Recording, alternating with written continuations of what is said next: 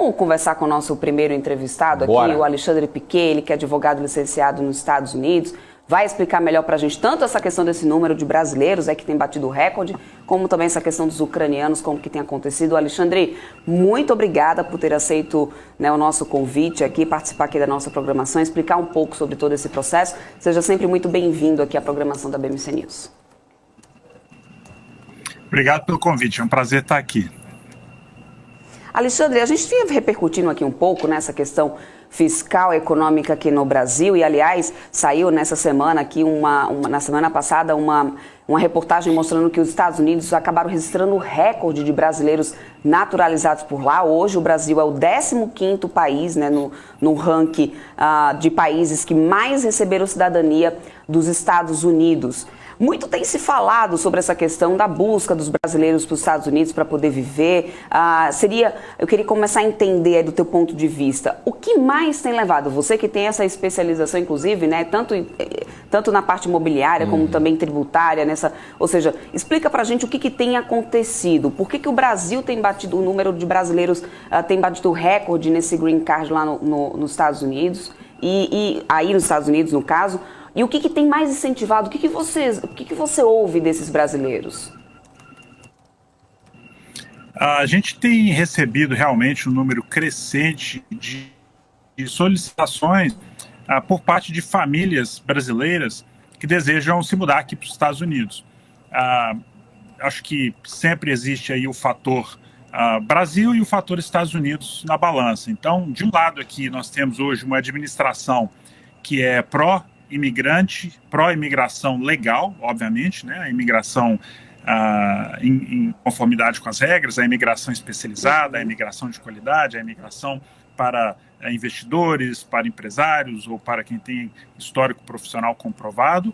E o segundo fator é a questão do nosso cenário político no Brasil, sobretudo em um ano de eleição. Isso faz com que muitas vezes essas famílias que já tinham alguns planos para se mudarem para cá acabem acelerando o processo e, por consequência, venham a solicitar essas informações para o início de uma caminhada rumo aos Estados Unidos. Uhum. Perfeito. Agora... É que eu só queria, só continuando aqui para poder a gente entrar nesse, tranquilo. Só para fechar esse tema, assim, brasileiros que se mudam realmente ali para os Estados Unidos. Olhando agora por parte do governo americano em relação, né, aos brasileiros, existe também, se tem tido recordes, por um outro lado, aquela coisa da lei da oferta e demanda, né? Existe algum incentivo por parte do governo americano relacionado aos brasileiros, a talvez empresas brasileiras que, enfim, por fim, acabe ajudando também a empregar mais, né, americanos? A gente sabe que o mundo inteiro passa por um momento econômico difícil, em que se recuperava de uma pandemia, mal se recuperou, já veio uma crise, né, com uma guerra, e aí a gente sabe que a economia americana também busca aí busca essa recuperação. Então, existe também um incentivo por parte do governo americano para essas empresas brasileiras? Isso incentiva esses brasileiros? Isso faz parte dessa transação ou não, Alexandre? Não existe um incentivo específico para os brasileiros ou as empresas brasileiras, mas existe um incentivo de uma maneira geral para que empresários, investidores, pessoas que a gente chama com habilidade extraordinária ou habilidade excepcional do mundo inteiro venham para os Estados Unidos. O que ocorre é que o Brasil é muito rico nestes profissionais.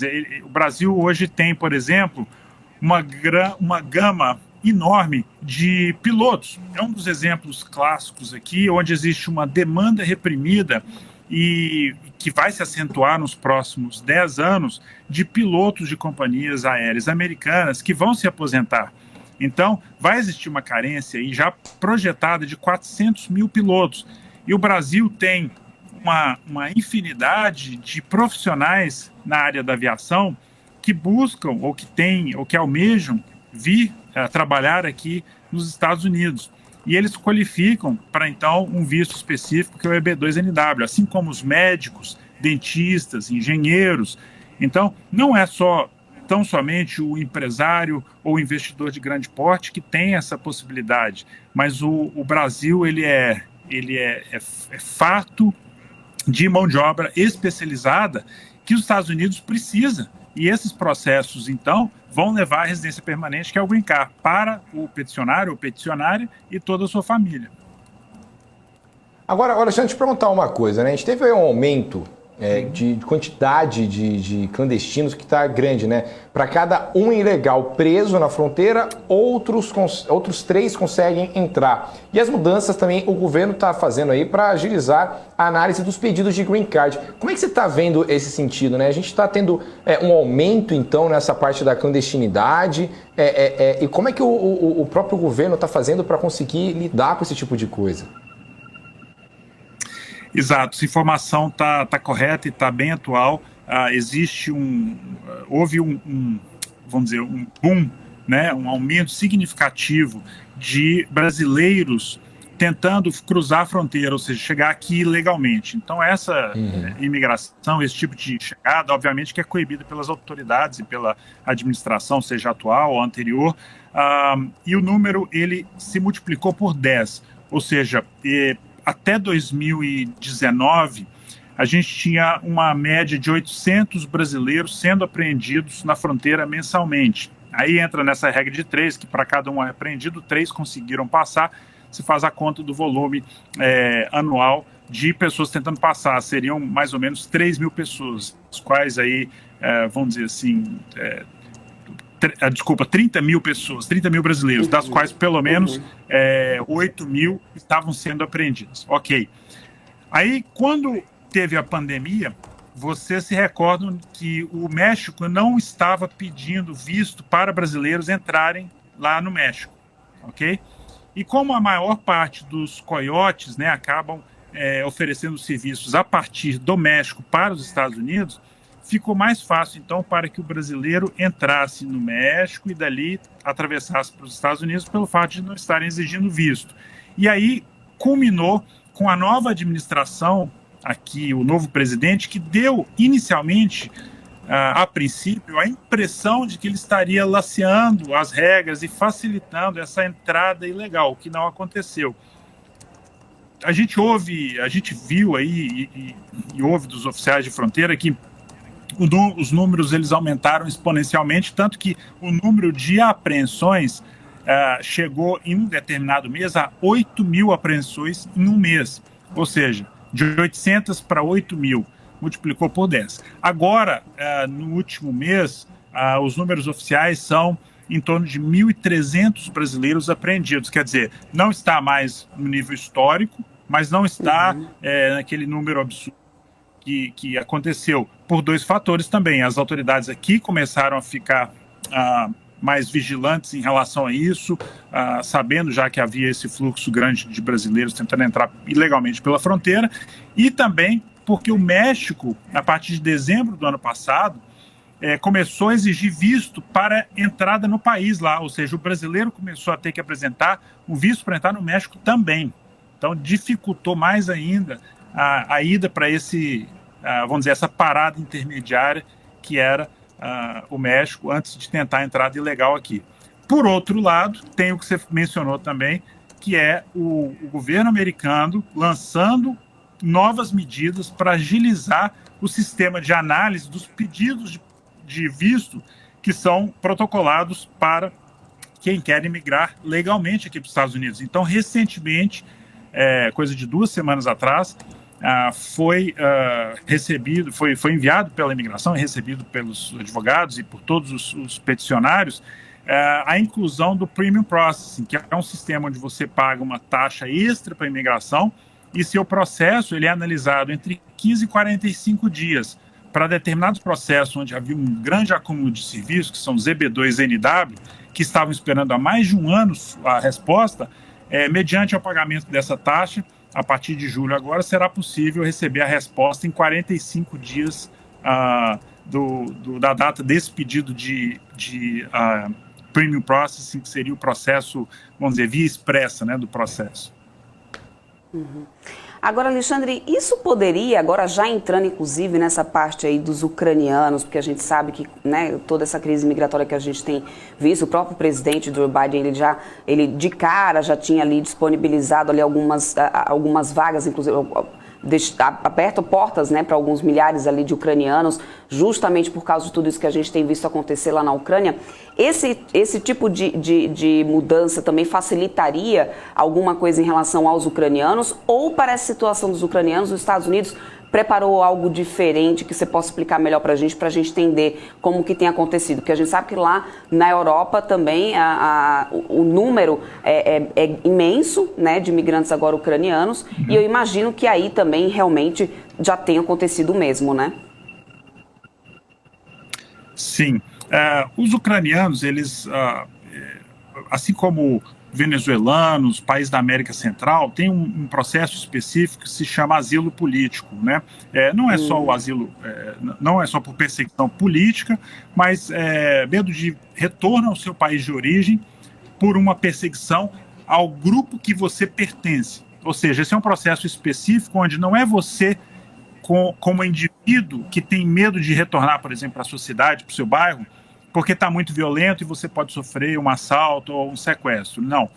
Você tem que ter medo de retornar para o seu país por uma perseguição em relação a um conjunto de pessoas, a um grupo que você pertence, seja ele social, econômico, orientação sexual, qualquer que seja ele. Então, nesses casos, por exemplo, de guerra, o ucraniano, ele tem como demonstrar que ele tem medo de retornar para o país dele, pelo simples fato de que ele é ucraniano e a Ucrânia está em guerra com a Rússia, então, obviamente, ele vai ser perseguido. No caso de países como Venezuela, aí sim entra muito a questão do asilo político, porque os empresários, com medo de retorno à Venezuela pela perseguição, né, do governo em relação àquela classe de pessoas que são os empresários. O Brasil não tem muito histórico de pedidos de asilo aqui nos Estados Unidos, porque é mais difícil de comprovar, né? O país é uma democracia, então não está passando por nenhuma guerra, você não tem perseguição do tipo ditadura militar ou perseguição de gênero comprovada, mas mesmo assim existem alguns casos de brasileiros que também conseguiram pleitear o asilo aqui nos Estados Unidos por medo de retorno ao seu país, por pertencerem a uma classe ou a um grupo específico.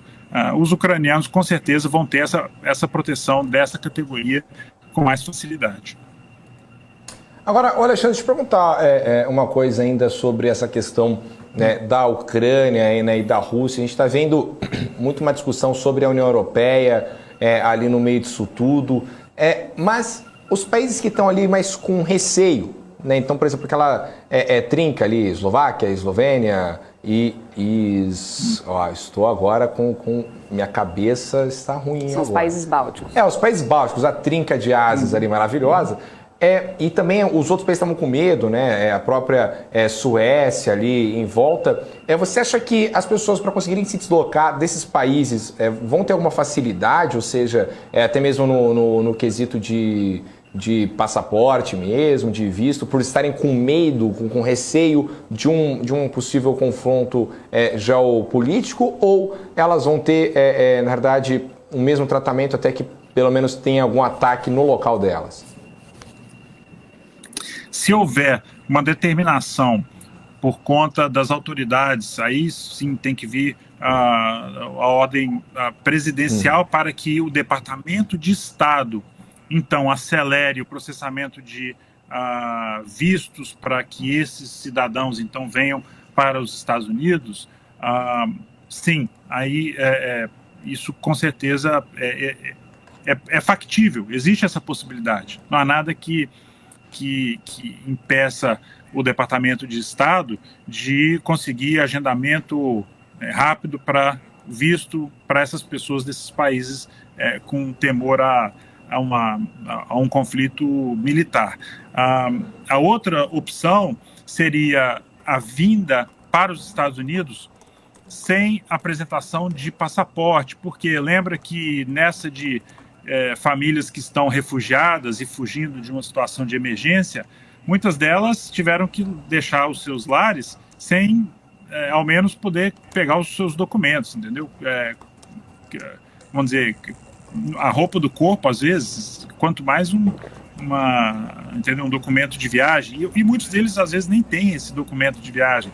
Então, eles teriam que passar no consulado ucraniano no país onde eles estão, ou algum desses países, por exemplo, na Iugoslávia, ou na Eslováquia, ou acho que Estônia, né, estaria na lista. Estônia. Muito bem. Isso. E aí, se um desses países você tivesse que obter o seu passaporte do seu país, se o consulado ucraniano ou o consulado de algum desses países estiver funcionando para a emissão do documento de viagem, senão as autoridades americanas teriam que emitir um waiver para que essa pessoa então pudesse viajar com uma espécie de autorização de viagem e entrar aqui sem o documento de viagem e uma vez aqui em solo americano, então peticionar pelo asilo, pelo pedido de asilo junto à imigração. Uhum.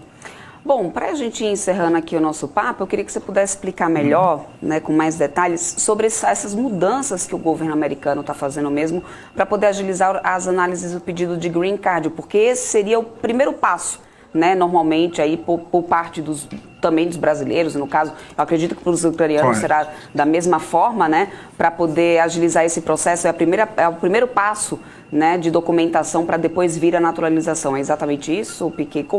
E quais mudanças são essas por parte do governo americano? Correto.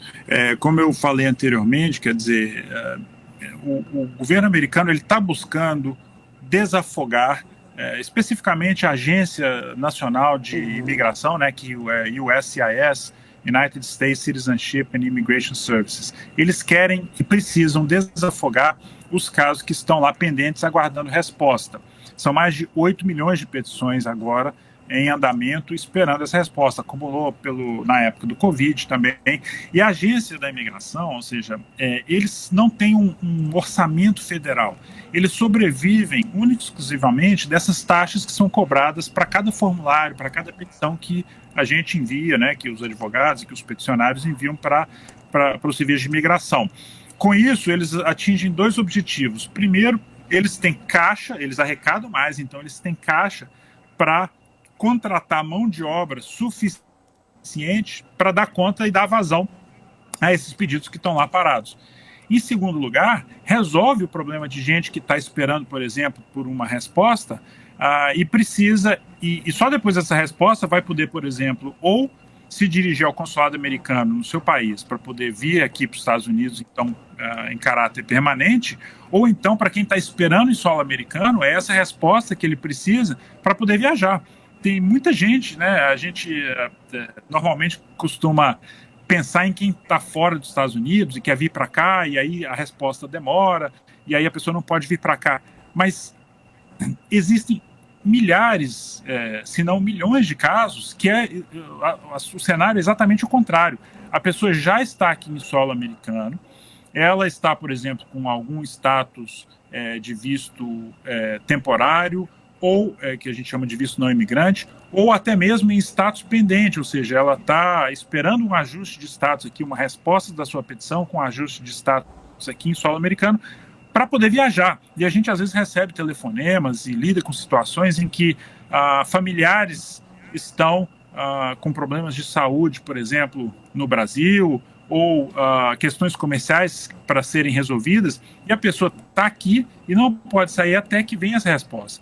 Então, dentro de ambos os cenários, essa agilidade que vai acontecer a partir de agora por parte das autoridades americanas, por conta desse serviço processamento premium, né, se fizer a tradução literal, ou aquele, como tem no Brasil, aquele, como é que é quando você está na estrada ali, e aí tem um pedágio que você passa e já passa direto, não tem que parar no guichê. Sem parar.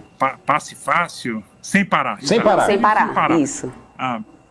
Correto. Então, a gente está falando aí de um processo que, de repente, está esperando há mais de um ano e mediante um pagamento de uma taxa adicional, você pode obter essa resposta em até 45 dias, é realmente uma novidade muito interessante para os processos de EB2 NIW, que é o National Interest Waiver, que são para habilidades excepcionais. Esse tipo de programa já estava disponível para outros tipos de processos anteriormente, sempre esteve em vigor para EB1, que é habilidades extraordinárias, para vistos, alguns vistos dos vistos não imigrantes, como por exemplo o L1, que é transferência de executivo, mas várias outras categorias não podiam ser beneficiadas. E agora, com essa normativa que saiu há 2 semanas atrás, a gente teve a comprovação, mais uma prova de que estamos no caminho de uma maior celeridade por conta das autoridades e por conta do serviço de imigração para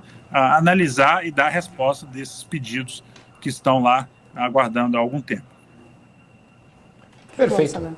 Perfeito. Tem uma pergunta aqui, o Alexandre, para a gente poder já ir finalizando o nosso papo, do Adilson Lima Gonçalves aqui. Inclusive você que está assistindo a gente pelo YouTube, como é que a gente está lendo as perguntas? Lá no chat da BMC News, www.bmcnews.com.br, vai lá, manda sua mensagem no ao vivo ali, você vai lá e tem o chat. Bom, vamos lá. O Adilson mandou aqui para a gente. Alexandre, o motivo da flexibilidade da entrada dos brasileiros nos Estados Unidos é devido à falta de MDO americana? Eu não sei o que é MDO ou se é MDO. Mão de obra. Então, mão de obra. Poxa, podia ter escrito mão de obra. Mas, enfim, é por isso, então?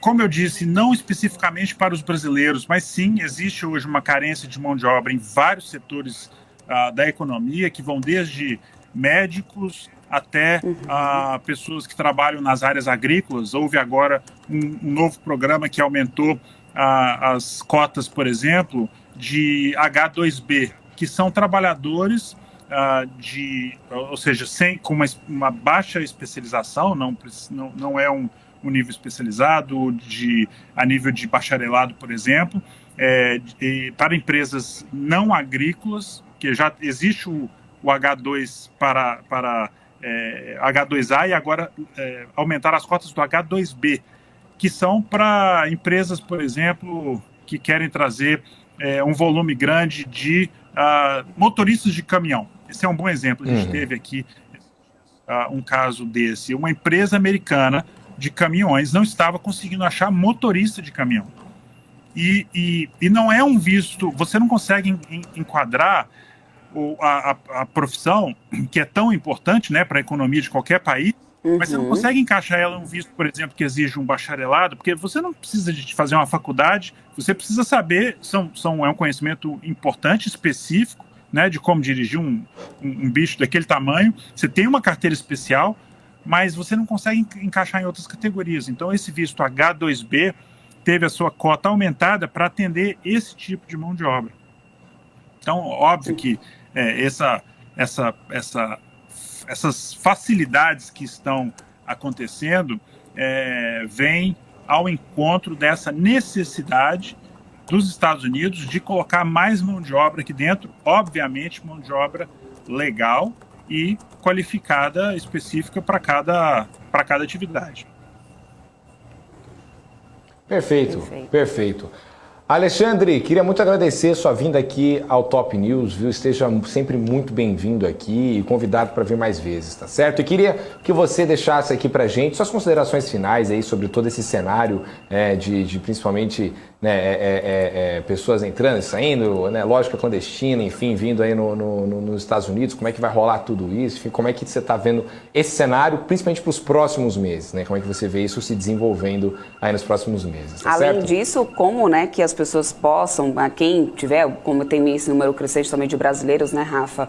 Quem por um acaso tiver alguma dúvida e queira entrar em contato, como que faz, como que acha aí você, Alexandre, para ajudar essas pessoas que estejam aí no meio de todas essas pendências aí, como você falou. Sim, obrigado mais uma vez pelo convite, é uma honra estar aqui, estou à disposição para sempre que precisarem aí, que a gente puder contribuir. O cenário está bastante positivo, lembrando que esse ano, um dado interessante, até 30 de setembro deste ano, a gente tem o número dobrado de green cards disponíveis. Isso aconteceu devido a um acúmulo de green cards nas outras categorias que aconteceu no último ano fiscal da imigração, que vai de 1º de outubro a 30 de setembro de cada ano. Então, esse ano eles acumularam, o número normalmente é 140 mil green cards para cada ano fiscal. Esse ano a gente tem 280 mil green cards para as categorias EB1, 2, 3 e 4, que são essas de habilidades extraordinárias, habilidades excepcionais, onde a gente enquadra não só empresas americanas querendo contratar um profissional estrangeiro, né, que seria oferta de emprego, mas principalmente para empresários, profissionais liberais que não necessariamente têm uma oferta de emprego ou têm uma possibilidade de trabalho aqui, porque é aquela história, quem nasceu primeiro, o ovo ou a galinha, né? Com autorização de trabalho é que você vai procurar uma oportunidade de trabalho e às vezes vice-versa fica difícil. Então, esses processos são ideais para quem ainda não tem essa possibilidade, mas já tem o histórico, tem o estudo, tem um background que nos permite mostrar para a imigração que vai ser interessante para o mercado de trabalho. E aí, então, com o Green Card para a família inteira, a pessoa consegue se mudar para cá, se deslocar e aí buscar essas oportunidades profissionais nas empresas americanas. Então, até 30 de setembro, isso é inédito, nunca aconteceu na história da imigração. Isso tem que ser aproveitado, não é algo que a gente sabe se vai acontecer, que vai acontecer de novo. Por isso que a gente tem incentivado, inclusive a própria imigração envia comunicados com certa frequência nas últimas semanas, encorajando a todos que se qualifiquem a dar entrada em um pedido e pleitear o seu status legal aqui nos Estados Unidos. Nosso escritório fica aqui em Miami, na Flórida. A gente pode ser encontrado aí nas mídias sociais pela Piquet Law Firm ou Alexandre Piquet.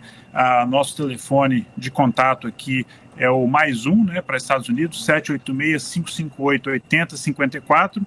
Eu estou aqui nos Estados Unidos há 22 anos e sempre assessorando os brasileiros, os estrangeiros, pessoas do mundo inteiro, sobretudo os nossos compatriotas brasileiros que querem fazer negócio, morar ou trabalhar aqui nos Estados Unidos. Muito obrigado pela oportunidade. Perfeito. Até uma próxima, então. Espero que a gente volte a conversar mais vezes aí para poder sanar mais dúvidas, porque com certeza é um tema que gera bastante dúvida, né? Ainda mais com tudo isso que a gente tem acontecendo no mundo. Muito obrigada mesmo, Piquet. Até uma próxima. Valeu. Obrigado, gente. Um abraço.